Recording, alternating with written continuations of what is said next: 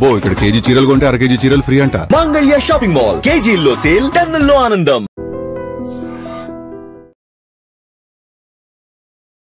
బాబోయ్, ఏంటి దారుణాలు! చిన్నపిల్లలపై అఘాయిత్యాలు. విశాఖలో మరొక దారుణమైన ఘటన చోటు చేసుకుంది.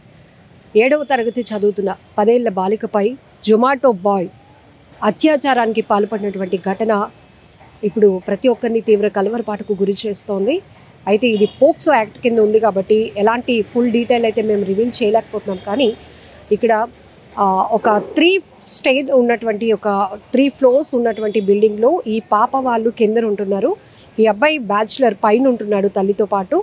వీళ్ళది ఈ యువకుడు ఎవరైతే జొమాటో బాయ్గా పనిచేస్తూ ఈ అమ్మాయి పైన అఘాయిత్యానికి పాల్పడినటువంటి చంద్రశేఖర్, వీడు రణస్థలానికి చెందినటువంటి వ్యక్తిగా తెలుస్తోంది. అయితే ఇక్కడ విశాఖ నగర పరిధి 3 టౌన్ పోలీస్ స్టేషన్ లిమిట్లో ఉంటున్నటువంటి ఒక ప్రాంతానికి చెందినటువంటి ఈ యువకుడు ఆ పాపని ఇంటికి పిలిపించుకొని తన రూమ్కి పిలిపించుకొని అమ్మాయి పైన అఘాయిత్యానికి పాల్పడ్డాడు. ఆ అమ్మాయి వెంటనే పరిగెట్టుకుంటూ వెళ్ళి తల్లిదండ్రులకు చెప్పడంతో ఆ తల్లి ఇచ్చినటువంటి కంప్లైంట్ ఆధారంగా 3 టౌన్ పోలీసులు ఇమీడియట్గా పోక్సో యాక్ట్ ఫైల్ చేయడం జరిగింది. పోక్సో యాక్ట్ నమోదు చేశారు. అతన్ని అయితే అదుపులోనికి తీసుకున్నారు పోలీసులు. ఆ తర్వాత రిమాండ్కు తరలించే అవకాశాలు కూడా కనబడుతున్నాయి కోర్టు ముందు సబ్మిట్ చేసిన తర్వాత. అయితే ఇక్కడ మనం చూడొచ్చు ఎప్పుడు ఏం జరుగుతుందో. అసలు పిల్లల్ని మనం కంటికి రెప్పలాగా చూసుకున్నా కూడా ఇలాంటి కామాంధులు గ్రద్దల్లాగా వాలిపోతున్నారు. పసి పిల్లల పైన వాళ్ళని చూస్తేనే మనకు ఒక మంచి ఒపీనియన్ వస్తుంది, ఆడించాలనో ఏదో కొనివ్వాలనో. కానీ వాళ్ళపై ఒక పగబట్టినటువంటి విషపు మృగాల్లాగా పడగలు విప్పుతున్నటువంటి పరిస్థితి కనపడుతోంది. ఎంత దారుణాతి దారుణం. 10 years ఉన్నటువంటి అమ్మాయి, ఇప్పుడు 7వ తరగతి చదువుతున్నటువంటి అమ్మాయి, ఎంతో బ్రైట్ ఫ్యూచర్ ఉంది. అలాంటి అమ్మాయిలపైన ఇలాంటి అఘాయిత్యాలకు పాల్పడితే అసలు వాళ్ళ భవిష్యత్ ఏమైపోతుంది? పిల్లలు వాళ్ళకి మినిమం నాలెడ్జ్ కూడా లేనటువంటి పరిస్థితిలో ఉన్న వాళ్ళని ఏదో ఇస్తానని నమ్మించి, వాళ్ళు కూడా ఏంటంటే ఇంటి చుట్టుపక్కల ఉన్నవాళ్ళే కదా, ఇంటి పైన ఉన్నవాళ్ళే కదా, ఇలాంటివి చేస్తారు అని కూడా వాళ్ళకు మినిమం కూడా నాలెడ్జ్ ఉండదు. ఏదో పిలిస్తే అమాయకంగా వెళ్ళటమే ఆ పసి పిల్లల యొక్క అమాయకత్వం. అంతలోనే రాక్షసుల్లాగా పిల్లలపైన పడిపోతున్నారు, అఘాయిత్యాలకు పాల్పడుతున్నారు. ఏమైపోతుంది అసలు? సొసైటీలో ఇన్ని దారుణాలు జరుగుతుంటే ఎక్కడ ఆగుతాయి ఈ ఘోరాలు అనిపిస్తూ ఉంది. చాలా చోట్ల మనం విశాఖలో జరిగింది, కానీ ప్రాంతం ఎక్కడైనా కావచ్చు, పసి పిల్లల నుంచి, నెలల పసి పిల్లల నుంచి ఎవరిని విడిచిపెట్టట్లేదు ఈ కామాంధులు.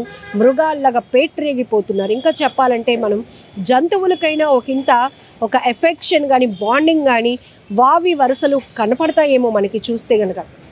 అసలు మనుషుల రూపంలో ఉండేటటువంటి ఇలాంటి జంతువుల్ని ఏం చేయాలో కూడా అర్థం కావటం లేదు. తల్లిదండ్రులు అయితే బోరును వెలిపిస్తున్నారు. అమ్మాయిని ఇమీడియట్గా 3 టౌన్ పోలీసులకి ఆ తల్లి కంప్లైంట్ ఇవ్వడంతో అమ్మాయిని వైద్య పరీక్షల నిమిత్తం అయితే హాస్పిటల్కి తరలించారు. తర్వాత నిర్ధారణ చేసుకుని ఇమీడియట్గా అతనిపైన అయితే పోక్సో యాక్ట్ కూడా నమోదు చేశారు. సో విశాఖ నగర పోలీస్ కమిషనర్ కూడా ఈ ఘటనపై చాలా సీరియస్గా ఉన్నారు. ఇలాంటి వాళ్ళని అసలు ఉపేక్షించకూడదు మనం. ఎందుకంటే ఒక్కడి పైన ఇలా యాక్షన్ తీసుకుంటే, సివియర్ యాక్షన్ ఉంటే కనుక ఆ తర్వాత కొంతమంది అయినా భయపడడానికి అవకాశం ఉంటుంది. ఇమ్మీడియట్గా పోక్సో యాక్ట్ ఫైల్ చేయండి అని చెప్పేసి సిపి కూడా ఆదేశాలు ఇచ్చినట్లు తెలుస్తోంది. ఆ మేరకే పోక్సో యాక్ట్ కూడా నమోదైంది చంద్రశేఖర్ అనేటటువంటి ఆ వ్యక్తి పైన. ఇక్కడ ఎంత దారుణాతి దారుణం. పిల్లల్ని మనం అపురూపంగా పెంచుకుంటున్నాం, కంటికి రెప్పలా కాపాడుకునే ప్రయత్నం.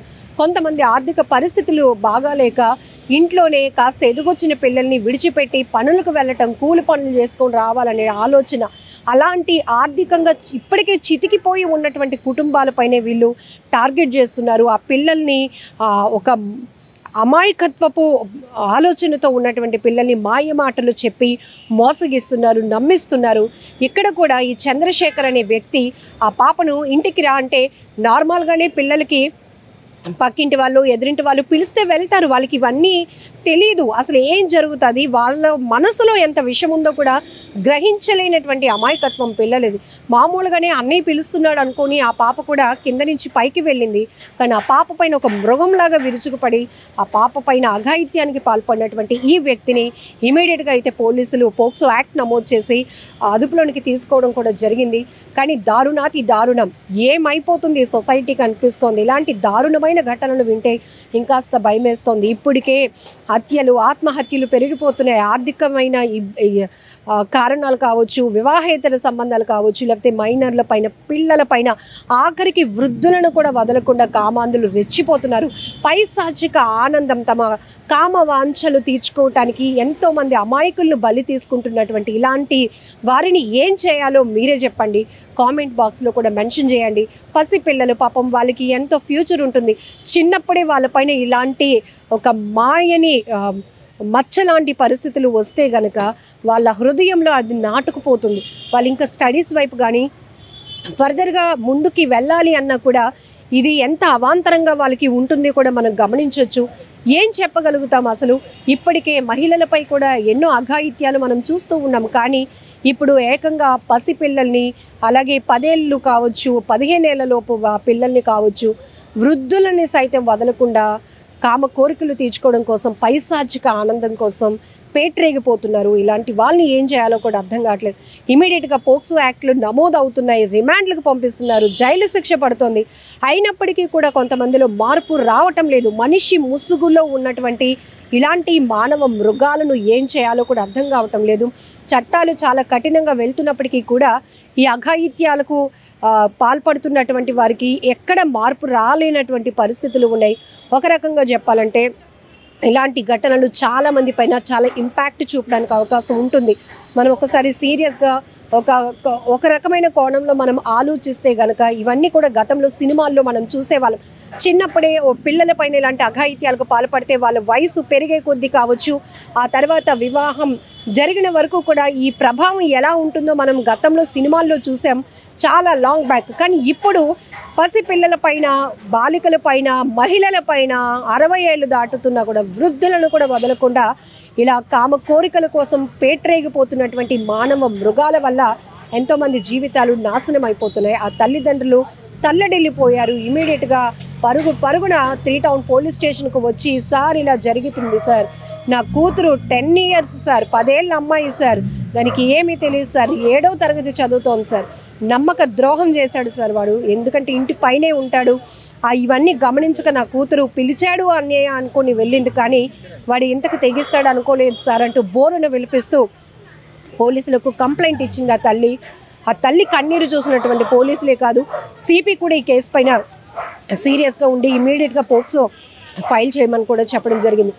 ఏదేమైనా ఈ దారుణాలు ఆగాలంటే ఎక్కడ మార్పు రావాలి? చట్టాల్లోనా, సమాజంలోనా, వ్యక్తుల్లోనా, ఎక్కడ? ఇవన్నీ ఒక్క చోట మార్పు వస్తే మాత్రం ఆగేవి కావు. పూర్తిగా అందరి బాధ్యత వీటిల్లో ఉంది. కాబట్టి ఒక్కసారి శిక్షలు ఎలా పడుతున్నాయో ఈ మధ్య మనం చూస్తున్నాం. కోర్టులు ఇస్తున్నటువంటి ఇలాంటి పోక్సో యాక్ట్లకు సంబంధించి కోర్టులు ఇస్తున్న సంచలన తీర్పులు చూస్తున్నాం. కారాగార శిక్షలు పడుతున్నాయి, లైఫ్ పడుతోంది, జీవిత కారాగారం పడుతుంది. ఉరి శిక్ష కూడా మనం చోడవరం కోర్టులో అయితే చాన్నాళ్ళ క్రితం జరిగినటువంటి ఒక మైనర్ బాలికపై అఘాయిత్యానికి పాల్పడిన సొంత మామయ్యకే ఉరిశిక్ష విధించింది చోడవరంలో ఉన్నటువంటి కోర్టు. ఇలాంటి సంచలనమైన తీర్పులు వస్తున్నప్పటికీ కూడా ఎవ్వరికి భయం అనేది లేకుండా పోతుంది. నేరాలకు తెగబడుతున్నారు, దారుణాలకు తెగబడుతున్నటువంటి పరిస్థితులు ఉన్నాయి.